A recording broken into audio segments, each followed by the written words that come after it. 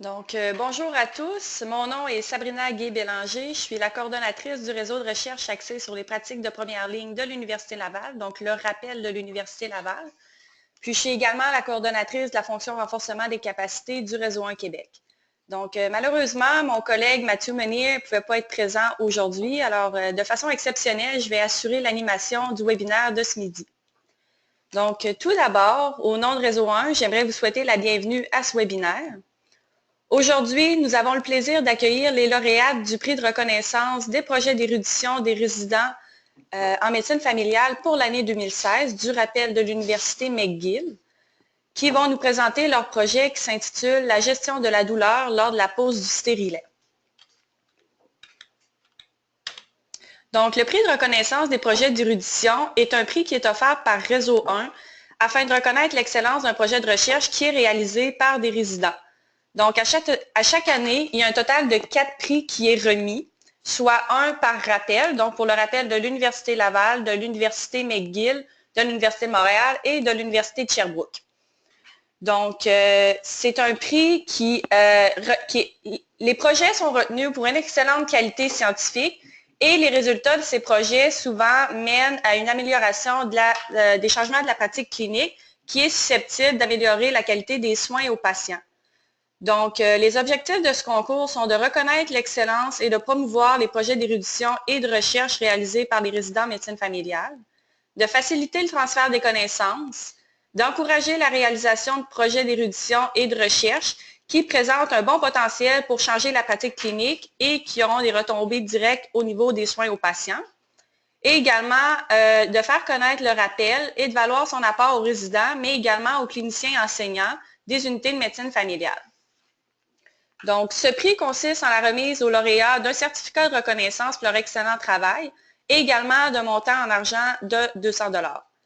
En plus, le Réseau 1 assure un soutien pour les activités de transfert de connaissances. Donc, il y a un financement allant jusqu'à 2 300 $ qui est associé à ce prix pour réaliser les activités, qui peut être soit la participation à un congrès, la réalisation d'un webinaire ou l'écriture d'un article scientifique. Donc, avant de débuter le webinaire, j'aimerais vous rappeler quelques consignes. Tout d'abord, je vous rappelle que ce webinaire est enregistré et qui sera mis en ligne prochainement sur notre compte YouTube. À ce moment, je vous invite également à fermer vos micros pour s'assurer d'avoir une bonne qualité sonore pour cet enregistrement. Également, à la fin de la présentation, nous aurons une période de questions. Donc, vous pourrez poser vos questions aux présentatrices de deux façons. La première est de cliquer sur l'icône « Lever la main » pour pouvoir poser vos questions de façon orale à nos présentatrices. Donc, on va s'occuper de vous donner la parole et d'ouvrir vos micros. Puis également, tout au long de la présentation, vous pouvez écrire vos questions dans la boîte à questions qui est prévue à cet effet. Donc, je vais par la suite pouvoir lire vos questions à nos présentatrices. Par contre, je vous invite de prioriser, de poser vos questions de façon orale pour assurer qu'on ait un échange dynamique à la fin de la présentation. Si jamais on n'a pas assez de temps pour répondre à toutes vos questions, je vous invite à nous les faire parvenir par courriel à moi directement ou à Danielle Shermer, puis on va s'assurer d'acheminer vos questions directement à nos présentatrices. Donc, nos invités aujourd'hui sont Dr Avril Bissonnette et Dr Laurence Paradis-Surprenant, et qui sont toutes deux diplômées en médecine familiale de l'Université McGill. Dr Laurence Paradis-Surprenant termine cette année sa résidence à l'UMF de Gatineau comme assistante résidente-chef. Elle débutera sa pratique cet automne à Saint-Jean-sur-Richelieu, où elle fera de la prise en charge et de l'hospitalisation. Ses intérêts cliniques incluent la médecine hospitalière et la santé de la femme. Dr Avril Bissonnette, elle termine cette année également sa résidence à l'UMF de Gatineau en tant que résidente-chef. Elle va compléter l'an prochain une formation complémentaire à l'Université McGill afin de développer une expertise de suivi de grossesse pour les populations vulnérables. Donc, ses champs d'intérêt sont la périnatalité, la santé des femmes ainsi que l'enseignement. Finalement, Dr Julia Lepage était également une lauréate pour ce prix. Par contre, malheureusement, elle ne pouvait pas être présente aujourd'hui pour faire la présentation. Donc, elle est diplômée de l'Université de Montréal et elle complète également sa résidence à l'UMF de Gatineau. Elle débutera l'an prochain sa pratique en dépannage en Ontario. Puis ses champs d'intérêt sont l'urgence, l'hospitalisation ainsi que la médecine rurale. Donc, sans plus tarder, nous prendrons quelques secondes pour changer de présentateur, Puis, je laisserai ensuite la parole à nos présentatrices. Bon webinaire à tous. Donc, bonjour à tous. Moi, c'est Avril Bissonnette. Moi, c'est Laurence Paradis-Surprenant. Donc, on est toutes les deux vraiment heureuses aujourd'hui de vous présenter notre projet de recherche qui est en fait une évaluation de la qualité de l'acte. Nous avons choisi de vous parler là aujourd'hui de la gestion de la douleur lors de la pose du stérilet. Donc, on n'a aucun conflit d'intérêt à déclarer aujourd'hui. Donc, pourquoi ce sujet-là? En fait, parce que le stérilet, c'est un des moyens de contraception les plus avantageux depuis plusieurs années. Il est très efficace, il a une durée de vie relativement longue, là, entre 3 à 10 ans selon les types de stérilet. Il est réversible, puis il demande très peu d'observance. Par contre, il y a seulement 2,6% des Canadiennes qui avaient choisi le stérilet comme moyen de contraception lors d'une étude menée en 2009. Pourquoi ça? Il y a plusieurs hypothèses possibles. Est-ce que c'est le coût du stérilet? Est-ce que c'est le manque d'informations concernant ce type de moyen de contraception? Ou est-ce que ça pourrait être la crainte de la douleur lors de l'insertion du stérilet qui pourrait être une barrière à ce choix de contraception-là? Donc, en fait, l'objectif principal de notre recherche était de comparer les méthodes analgésiques utilisées au GMF-UMF de Gatineau aux recommandations de la littérature. Pour ce qui est de la revue de la littérature, en fait, on a fait une bonne recherche, mais on était surtout très chanceuse d'être tombé sur une revue Cochrane de 2015 qui analysait là, les différentes recherches qui avaient été faites sur les types d'analgésie pour l'insertion de la douleur, pour l'insertion du stérilet. Donc, on va commencer par regarder les analgésies qui s'étaient montrées efficaces pour contrer la douleur lors de l'insertion du stérilet. À noter juste avant que, bon, il y a un peu 3 types d'analgésie qu'on peut utiliser. Le premier étant une analgésie systémique, du type, par exemple, AINS, pour éviter les contractions utérines. Le deuxième étant une analgésie locale. Et le troisième étant un moyen permettant là, de faciliter l'insertion du stérilet qui pourrait contribuer à diminuer la douleur. Donc, pour ce qui est des agents analgésiques qui se sont montrés efficaces pour le stérilet, si on regarde du côté systémique, il y avait le naproxen à 550 mg oral, mis environ là, 1 heure avant la pose du stérilet. Et il y avait aussi le kétorolac, là, 30 mg de manière intramusculaire, qui était injecté une demi-heure avant la pose du stérilet. Au niveau local, il y avait 3 agents qui s'étaient montrés être efficaces dans différentes études. Le premier le gel de lidocaïne de 4 est encore même mis en une quantité là, significative, donc 8 ml de gel mis à l'intérieur du vagin. Ou sinon, c'était le spray lidocaïne 10 4 puffs ayant été mises. Et sinon, il y avait la crème EMLA, surprenamment, qui était là, mise en quantité de 5 grammes. Pour ce qui est des agents analgésiques qui n'avaient pas d'effet significatif sur la réduction de la douleur, surprenamment, il y avait l'ibuprofène, l'Advil, le Motrin, qui était là, que ce soit en dose de 400, 600, 800 mg, n'avait pas d'effet significatif pour soulager la douleur. Le Tylenol ou l'acétaminophène, lui, n'a pas été étudié dans la littérature. Pour ce qui est de d'autres types d'agents anesthésiants, le misoprostol a été utilisé là, à multiples reprises à des doses de 400 mg, que ce soit par voie orale, sublinguale ou vaginale. C'est vraiment, là, dans toutes les études, ça a été montré à causer plus de douleur qu'au lieu d'en réduire. Donc, selon la revue Cochrane, s'il y a un agent qui a été assez étudié, qui ne doit plus être étudié, c'est seulement le misoprostol, parce qu'il a été fortement prouvé de causer plus de douleur et non de la soulager. Autrement, il y avait aussi les blocs cervicaux qui avaient été étudiés, qui montraient un peu là, des données mitigées, donc qui marchaient plus ou moins, que ce soit à des concentrations de 1 où est-ce qu'il y avait mis là, presque 10 ml d'agents anesthésiants, ou à une valeur de 2 où est-ce qu'il y avait mis 1,8 ml. On s'est aussi penché à savoir, est-ce que quelqu'un avait déjà fait des recommandations pour notre pays, pour notre province, concernant l'analgésie à donner pour nos patientes avant la pose de stérilet. Si on regarde du côté de la SOGC, il n'y a pas de recommandation existante. Si on regarde du côté de l'INSPQ, il y a seulement une recommandation concernant l'analgésie post-insertion. Ce qu'il recommande, en fait, c'est de donner des AINS s'il n'y a pas de contre-indication du type là, ibuprofène. Et s'il y a une contre-indication aux AINS, de suggérer de prendre du Tylenol après la pause du stérilet pour diminuer la douleur. Donc, tant qu'à étudier, dans le fond, nos méthodes analgésiques et les comparer à la littérature, on s'est dit pourquoi pas analyser nous aussi si nos méthodes s'avéraient à réduire la douleur. Donc, on a analysé si on pouvait réduire la quantité de douleur avec nos méthodes analgésiques. On a aussi remarqué qu'il y avait certaines caractéristiques des patientes qui pouvaient changer la perception de la douleur. L'une d'entre elles étant la parité. Donc, on s'est aussi penché là-dessus.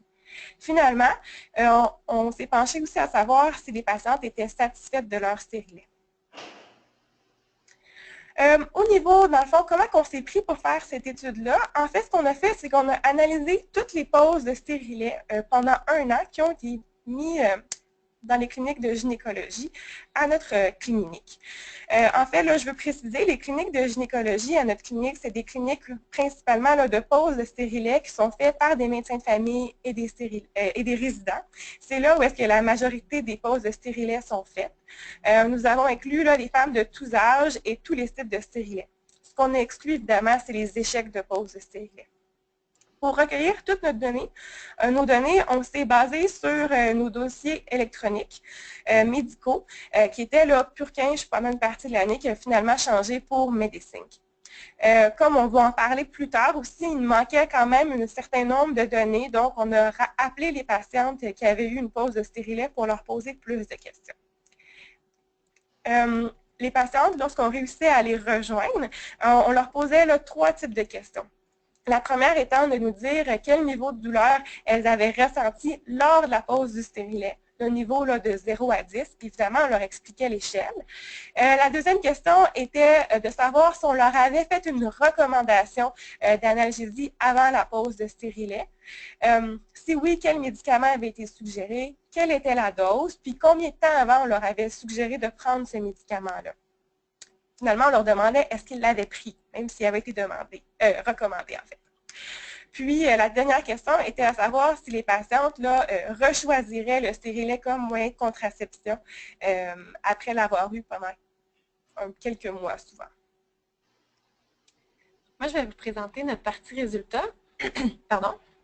En fait, là, après avoir fait la revue des dossiers, on pouvait inclure 56 patientes dans notre étude. Un âge moyen d'environ 30 ans.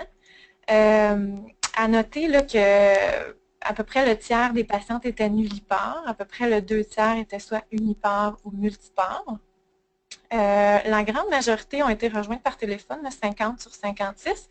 La grande majorité ont accepté de se prêter au jeu aussi. Le seul refus qu'on a eu, en fait, c'était vraiment pour une cause de barrière de langue. Donc, en ce qui a trait aux recommandations qui ont été données aux patientes pour l'analgésie systémique avant l'insertion, donc ce qui leur avait été dit de faire, là, soit à la maison ou à la clinique, il y a 27 patientes sur les 50 qu'on a rejoints qui s'étaient fait dire de prendre une analgésie avant. La plupart, à peu près le tiers, s'était fait dire de prendre de l'ibuprofène. Comme vous pouvez voir, là, souvent 400 mg, mais aussi souvent la dose était non spécifiée. Il y en a 3 qui s'étaient fait dire de prendre de l'acétaminophène, encore là, souvent dose non spécifiée. Quelques-unes s'étaient fait dire ibuprofène ou acétaminophène, vraiment selon votre préférence. Puis, il y en a d'autres, les inconnus, en fait, c'est que c'est des patients dans lesquels le dossier s'était mentionné de prendre quelque chose, mais ce n'était pas mentionné quoi spécifiquement. En ce qui a trait à l'analgésie locale, la grande majorité des patientes en ont reçu une, comme vous pouvez voir, 49 patientes. La plupart avaient reçu le spray de benzocaïne, 20%, donc 20 patientes.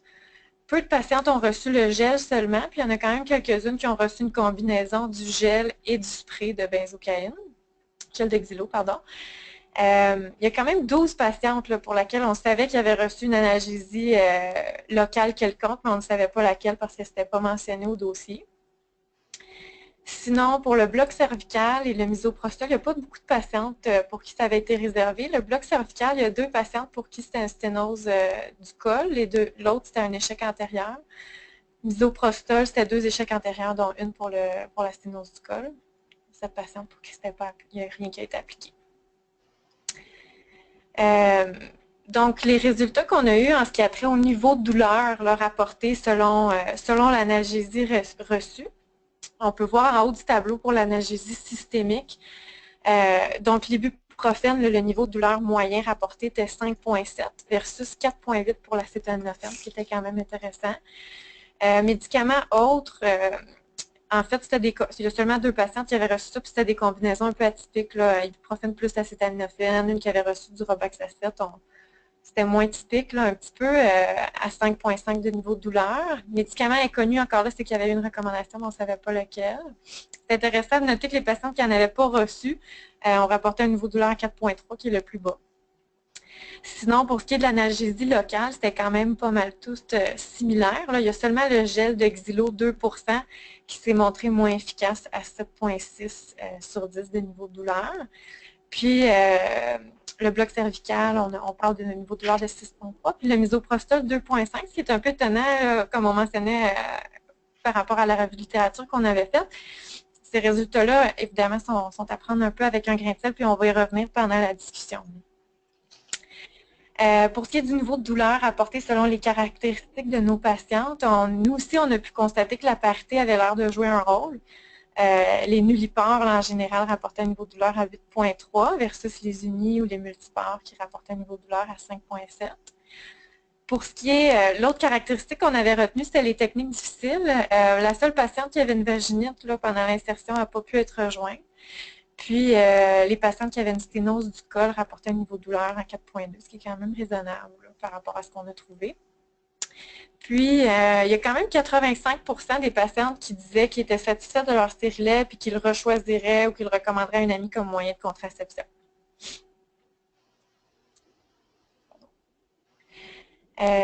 Donc, c'est sûr, comme je disais, que nos résultats sont à prendre avec un grain de sel dans la mesure où notre étude comporte quand même des limitations assez importantes.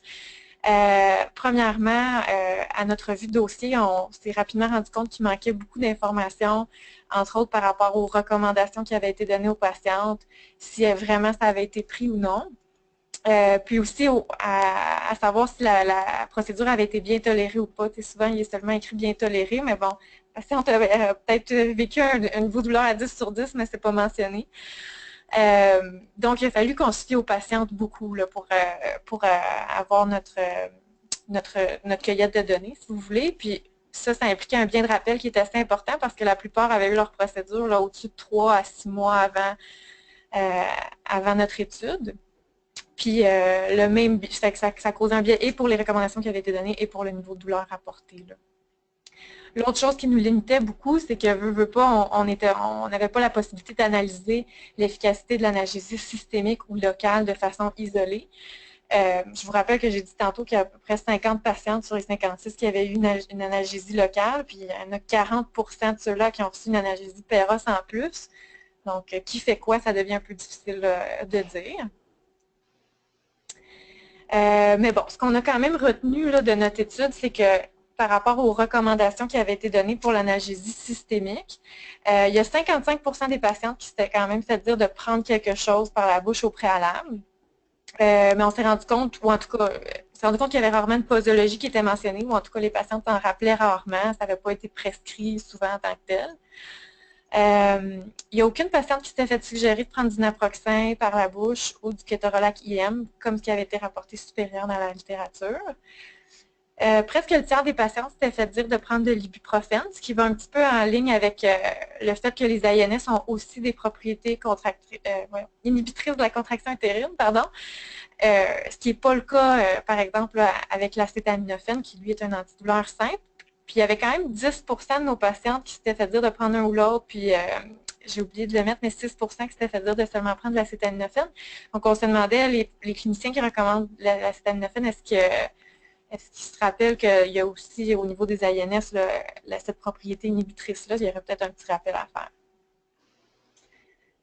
Pour ce qui est des recommandations pour l'analgésie locale, on s'est rendu compte que dans notre milieu, presque 88% des patientes en avaient reçu, donc la majorité. Par contre, on avait rarement de l'information à savoir quelle quantité qui avait été mise. Je vous rappelle que dans la littérature, c'était quand même des bonnes quantités là, qui avaient été utilisées. Puis aucune de nos préparations qui étaient les mêmes que celles vues dans la revue Cochrane. Là. Donc le gel de lidocaïne, le spray de lidocaïne, puis la crème EMLA. Donc c'est ça.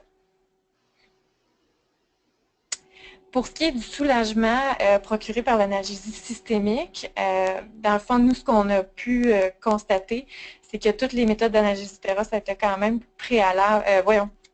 comparables dans notre milieu. C'est intéressant de voir que l'ibuprofène n'a pas su se montrer supérieur à l'acétaminophène comme on se serait attendu, là, comme ça inhibe les contractions utériennes. Puis aussi, ben, le niveau de douleur le plus bas a été rapporté chez les patients qui n'avaient pris aucune analgésie systémique. Donc, encore là, est-ce qu'on avait plutôt un effet de l'analgésie locale sous-jacente quand on analysait nos données? Probablement.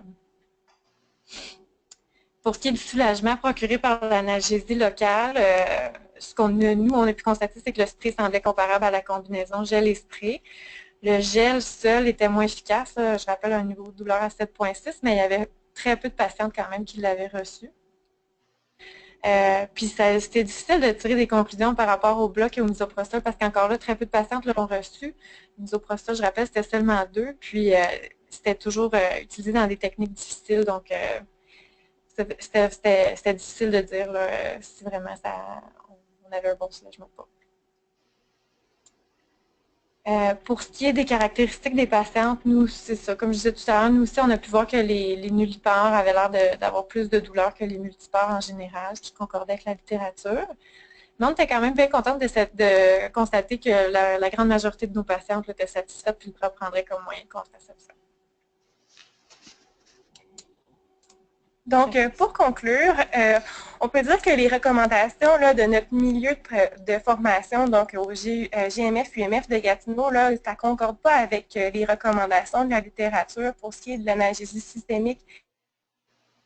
Ce qu'on a proposé au moment de la recherche, c'est de considérer ces agents analgésiques-là pour le futur. Donc, le naproxen à dose de 500 mg, au moins 1 heure avant l'insertion du stérilet. D'utiliser des agents analgésiques locaux à concentration plus élevée ou en quantité plus importante. Et de bloc cervical ou le misoprostol pour des difficultés techniques. Pour ce qui est des messages clés, je pense qu'il est important là, de se rappeler qu'il n'y a aucune recommandation nationale ou provinciale à ce qui a trait à l'analgésie avant la pause du stérilet. Donc, à se demander, je suis contente de vous présenter un peu nos résultats aujourd'hui, puis peut-être que ça va mener à des recommandations un peu plus officielles. Ou sinon, je pense qu'on peut conclure aussi que le choix de l'analgésie pour l'instant dans notre milieu, en tout cas, était très aléatoire. Demander si c'est la même chose dans d'autres milieux aussi. Puis, on peut aussi dire qu'on avait tellement de limitations dans notre étude qu'on peut plus ou moins conclure sur une méthode montrée plus efficace chez nous. Comme autre message clé, je pense que c'est important de discuter du stérilet comme moyen de contraception avec toutes nos patientes s'il n'y a pas de contre-indication, qu'elles soient nullipares ou non, vu les avantages présentés au début. Puis, je pense aussi qu'il est très important d'aborder la crainte de la douleur lorsqu'on aborde les différents moyens de contraception, surtout le stérilet, parce que c'est une barrière qui est importante. Puis, je pense qu'on a des moyens là, de l'expliquer et de la prévenir. Ce qu'on propose aussi, dans le fond, c'est de donner une prescription d'analgésie en même temps qu'on donne la prescription du stérilet. Ça, dans le fond, ça serait pour augmenter là, la compliance des patientes par rapport aux recommandations d'analgésie pour vraiment s'assurer qu'elles le prennent avant l'insertion du stérilet. Puis, ça serait prescrit, mais habituellement, ça aide un petit peu la compliance. Ce que nous, on propose, c'est de donner une prescription de naproxen 500 mg à prendre environ 1 heure avant la pause de stérilet. Évidemment, là, s'il n'y a pas de contre-indication. On n'a pas étudié du tout l'analgésie post-insertion. Par contre, nous, ce qu'on fait, là, puis qu'on ne l'a pas étudié du tout, mais nous, ce qu'on fait, puis ce qu'on propose de faire, c'est tant qu'à prescrire un comprimé de naproxen 1 heure avant la pause de stérilet, pourquoi pas en prescrire 2, 3, 4 de plus pour vraiment assurer une analgésie là, après la pause de stérilet pour le jour ou les 2 jours après la pause du stérilet en même temps. Je pense qu'on voulait finir là, plus sur une note positive aussi. Là, on était super contente de constater que les patientes étaient en général très satisfaites de leurs moyens de contraception. Puis comme piste de réflexion future, dans le fond, ce qu'on s'est demandé, c'est est-ce qu'il y aurait place à d'autres agents là, analgésiques systémiques pour les patientes qui ont des contre-indications aux AINS. À noter, dans la littérature, c'était juste des AINS qui s'étaient montrés supérieurs. Aussi, on se demandait, est-ce qu'il y a lieu d'ajuster dans un futur l'analgésie selon la parité de nos patientes? Puis aussi, il y avait plus ou moins d'études qui étudiaient dans le fond la co-analgésie, donc 2 agents ensemble, on pensait que ça serait une excellente idée. Donc, c'est tout pour notre présentation. Si je vois nos références, puis sinon, on voulait vraiment remercier tous les gens qui nous ont supportés là, à l'UMF, autant pour la recherche que pour la préparation de ce webinaire. Puis merci à Réseau 1 pour votre support. Donc, merci beaucoup, mesdames, pour cette présentation fort intéressante. Donc, c'est maintenant la période de questions. Je vous rappelle la procédure brièvement. Donc, vous pouvez lever la main en cliquant sur l'icône dans le panneau de bord. Donc, Daniel ouvrira votre micro, puis vous pourrez poser oralement et discuter avec nos présentatrices. Vous pouvez également poser vos questions par écrit dans la boîte à questions à cet effet, puis je vais poser la question directement à nos présentatrices.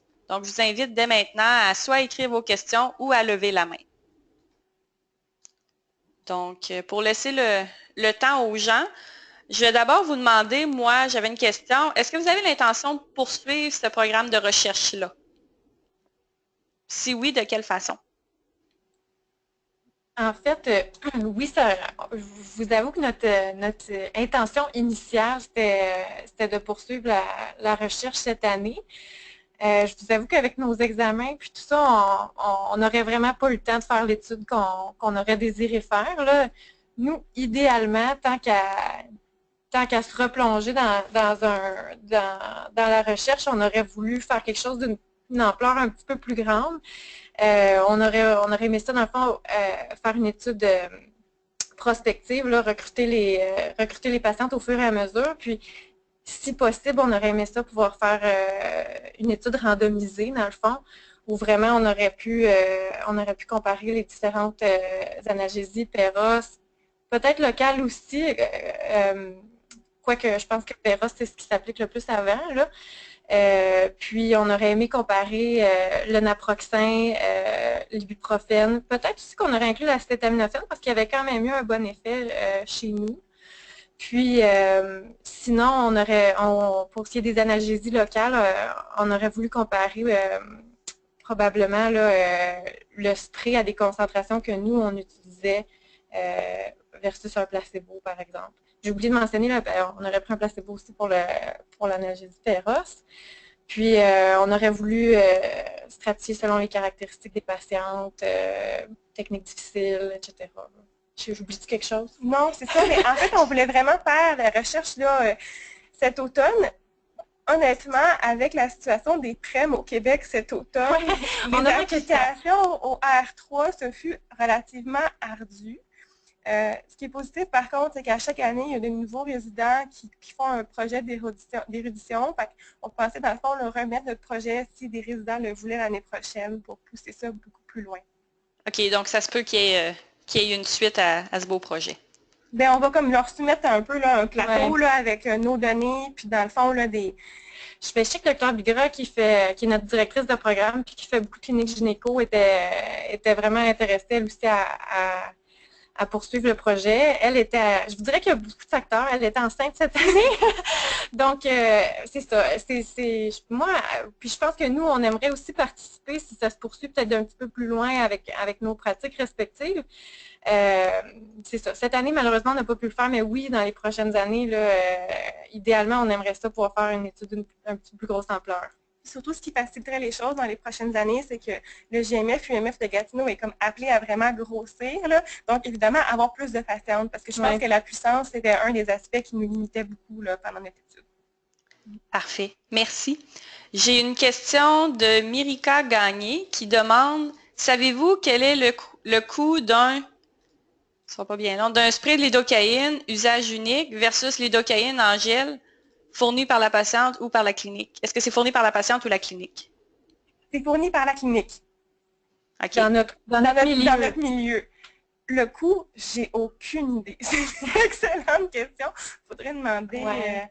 C'est une excellente question. C'est vrai que dans le contexte où nous, on est une UMF/GMF, puis que la question des frais accessoires a beaucoup changé dans la dernière année. Là, nous, en ce moment, on n'en a pas, mais c'est vrai que la réalité de beaucoup de cliniques pour ce genre de procédure-là, c'est qu'il y en a.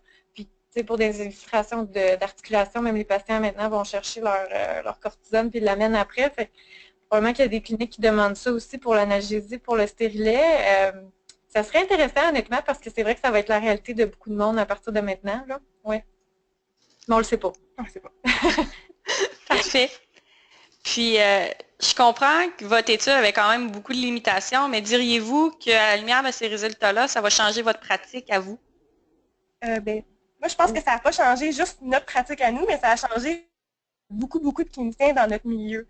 Je le vois souvent, là, maintenant, les prescriptions de stérilet se font pas mal plus automatiquement avec une prescription d'analgésie systémique. Je vois du naproxen passer, du Vimovo passer, souvent en quantité, comme je vous disais plus tôt, là, de 3-4 comprimés à la fois, en même temps que la prescription de stérilet. OK. Donc, finalement, ça a vraiment eu un effet de changer la pratique. C'est bien. Ouais. Puis, je peux demander une question connexe? Sabrina, oui? C'est Daniel. Merci pour la présentation, super intéressante. Je me demandais juste de quelle manière vous avez partagé vos résultats avec vos collègues de travail à l'UMF. Est-ce que c'était en cours de route? Est-ce que vous avez fait une présentation récemment ou à la fin du projet?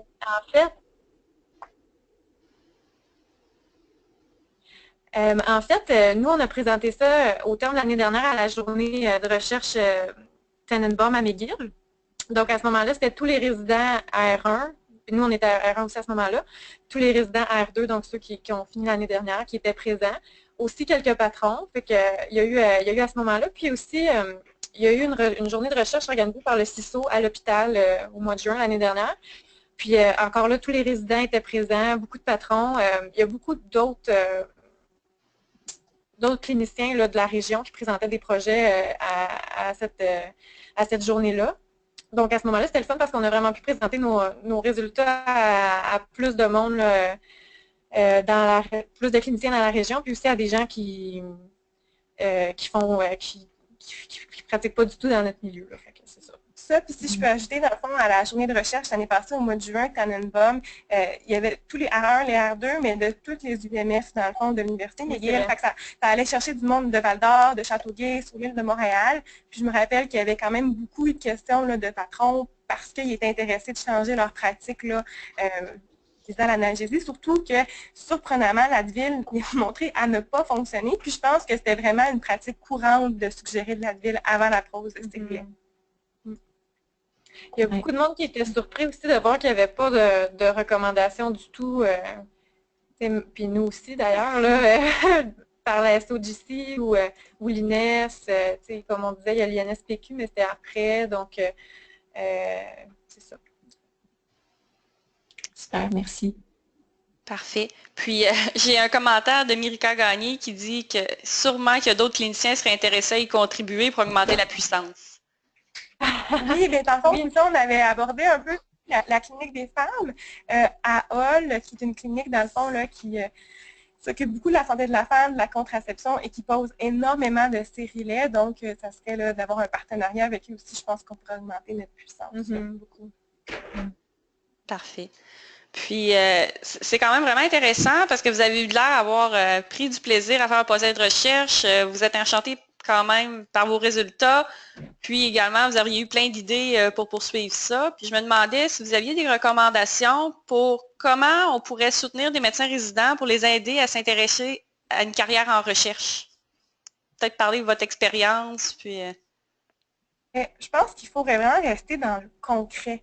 C'est le plus facile, c'est le plus utile. Là. Dans le fond, quand les stérilets, c'est des choses qu'on voit souvent. En fait, parler de moyens de contraception, c'est quelque chose qu'on fait souvent. Les stérilets, on en parle beaucoup. Puis, aborder la crainte de la douleur par la pose de stérilet, c'est quelque chose qu'on voit beaucoup aussi. Puis je pense qu'on a vu quelque chose qui était tangible d'étudier pour pouvoir changer notre pratique de façon concrète. Puis je pense aussi, veut pas, regarder ce qui s'est fait aussi récemment dans la littérature, ça peut nous inspirer à pouvoir voir est-ce qu'on peut contribuer à ça aussi, ça reste extrêmement stimulant. Mais vraiment, là, quelque chose de concret qu'on peut vraiment avoir un changement au niveau quotidien, puis au niveau aussi de la satisfaction des patientes, c'est clé, là. Ça, puis je pense qu'une des affaires aussi que des fois on oublie, ou pas qu'on oublie comme résident, mais qui est peut-être important de se faire répéter, c'est prendre un sujet qui nous intéresse, tu sais, parce que des fois on se fait dire, ah, faites un projet de recherche, puis là, souvent, on se fait dire par rapport à un cas que vous avez vu récemment ou quelque chose, puis là, on cherche d'un cas qu'on a vu récemment, mais en fait, ce qui est clé, c'est de prendre quelque chose qui t'intéresse, je pense, parce que là, tu as le goût de chercher, tu as le goût de t'impliquer, puis tu as le goût d'avoir une réponse, ou tu as le goût de, justement, pas avoir de réponse claire, mais de chercher plus loin. Si tu te forces à prendre quelque chose que, ben, oui, c'est intéressant, parce que, puis tu l'as vu récemment, mais toi, ça pique pas ton intérêt plus qu'il faut. Là, je pense que ça devient une tâche plus que d'autres choses, puis c'est plate pour tous les parties impliquées. Fait que peut-être renforcer, de prendre quelque chose qui vraiment, qui toi, t'intéresse. Ça, puis aussi, je pense que partager, dans le fond, les avancements de notre recherche au fur et à mesure avec les superviseurs qu'on avait, avec les résidents aussi qu'on avait autour de nous. Puis même, je me rappelle une fois, je prescrivais un stérilet, puis dans un bureau quelconque avec une médecin superviseur, puis de dire non, non, non, j'ai les études maintenant pour supporter, de prescrire du naproxen. Ça reste extrêmement stimulant, là. Fait que je pense que d'avoir aussi le support de l'équipe autour qui est intéressée aussi à voir les résultats de ta recherche, ça l'aide vraiment beaucoup aussi. Ouais. Parfait, merci. Donc, je vais regarder si des gens auraient levé la main ou écrit des questions. Si vous avez une question à poser à nos présentatrices, ce serait le moment de le faire avant qu'on conclue. J'aurais une dernière question, c'est Danielle encore. Je me demande si vous avez été encouragé par vos superviseurs à publier.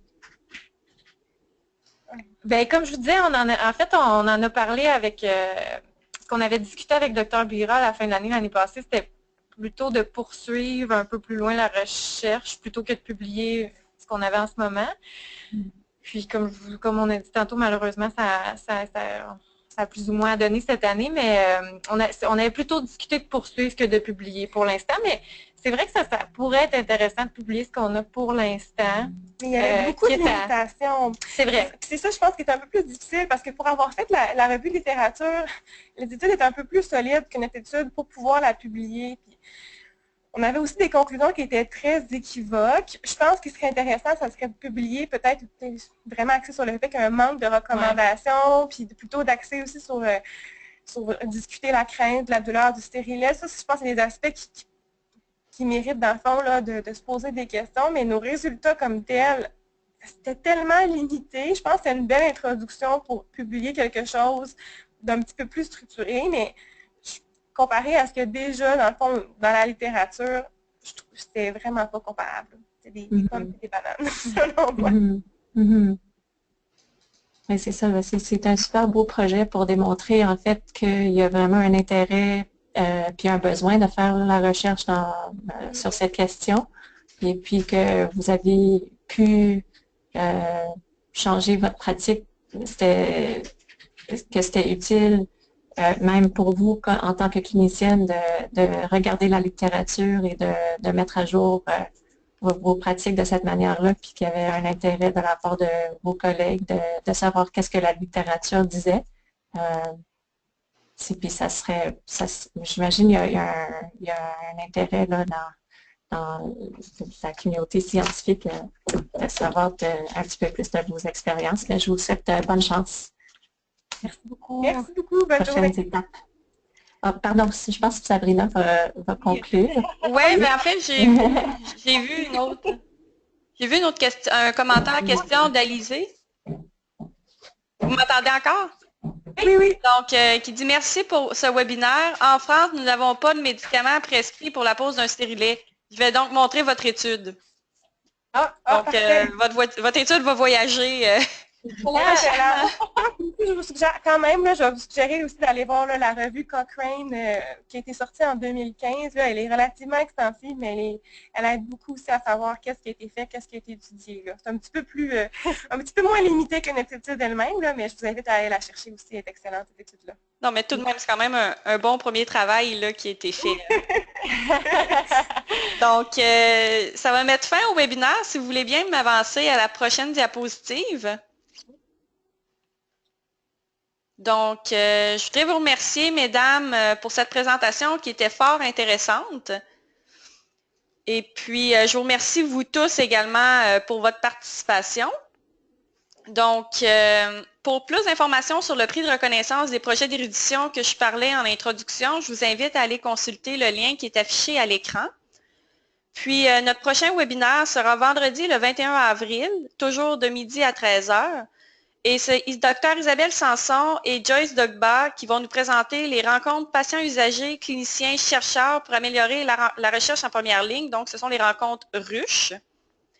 Également, la prochaine journée scientifique de Réseau 1 aura lieu le 16 juin 2017 à l'Université McGill. Le programme préliminaire va être disponible sous peu, puis les inscriptions vont être ouvertes bientôt là, à partir du mois d'avril. J'aimerais également vous rappeler que tous nos webinaires sont accrédités, donc si vous voulez avoir des crédits de formation pour votre participation, je vous invite à me contacter directement par courriel pour en faire la demande. Puis également, si ce n'est pas déjà fait, je vous invite à devenir membre de Réseau 1. Également, je veux vous rappeler que tous nos webinaires sont enregistrés et sont mis en ligne sur YouTube. Donc, vous pouvez aller consulter ce webinaire, mais également tous les webinaires antérieurs de Réseau 1. Je vous invite également à compléter le sondage qui va vous apparaître tout juste après ce webinaire. Ces informations sont très importantes pour nous. Elles nous indiquent, puis nous informent aussi pour être certain qu'on répond bien aux demandes de notre auditoire.